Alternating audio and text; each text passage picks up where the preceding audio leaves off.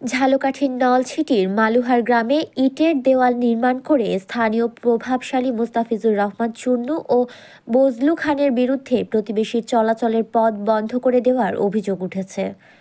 এ ব্যাপারে ভুক্তভোগী পরিবারটি মোল্লারহাট পুলিশ ফাঁড়িসহ প্রশাসনের বিভিন্ন স্তরে অভিযোগ করলেও প্রতিকার পায়নি। ফলে তারা গত কয়েক মাস ধরে পাশের একটি সরু পথ ও বসতঘরের সামনে থাকা পুকুরে নৌকায় পার হয়ে যাতায়াত করছে। সরেজমিনে ঘুরে দেখা গেছে, হতদরিদ্র ওই পরিবারের চলাচলের একমাত্র রাস্তায় দেওয়াল ও স্থায়ী টিনের বেড়া দিয়ে বন্ধ করে দেয় মুস্তাফিজুর রহমান চন্নু ও তার লোকজন। এতে শিশু ও বয়োজ্যেষ্ঠদের নিয়ে অবরুদ্ধ হয়ে পড়েছে ওই পরিবার। তাই বাড়ির সামনে পুকুর পাড়ি দিয়ে যাতায়াত করা ছাড়া কোনো বিকল্প ব্যবস্থা নেই।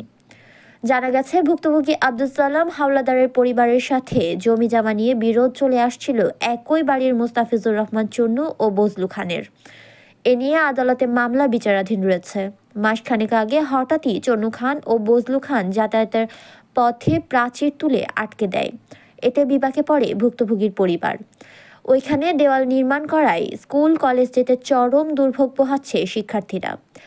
বয়োজ্যেষ্ঠ ও অন্তঃসত্ত্বা নিয়ে বিপাকে পড়েছে পরিবারটি। এছাড়া কেউ অসুস্থ হয়ে পড়লে এপার ওপারে নৌকা দিয়ে পার হয়ে দ্রুত হাসপাতালে যেতে হয়। ভুক্তভোগী আব্দুল সালাম হাওলাদার বলেন, অনেক বছর ধরে আমরা রাস্তাটি ব্যবহার করে আসছি। প্রতিবেশী মুস্তাফিজুর রহমান চন্নু ও বজলু খান স্থানীয় আধিপত্য বিস্তার ও ক্ষমতার অপব্যবহার করে আমাদের চলাচলের রাস্তাটি ইটের প্রাচীর দিয়ে বন্ধ করে দিয়েছেন। আমরা এখন অসহায় হয়ে পড়েছি, বাড়ি থেকে বের হতে পারছি না। পাশের একটি সরু পথ দিয়ে যেতে হয়। ভারী ব্যাগ বা বড় কিছু নিয়ে নৌকায় পুকুর পাড়ি দিতে হচ্ছে, যা খুবই কষ্টসাধ্য।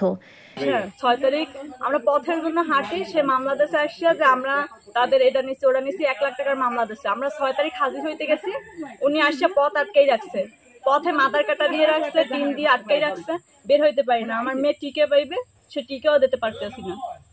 তারপর মেয়ের জন্য দুধ কিনতে যাইতে বের হইতে পারতেছি না।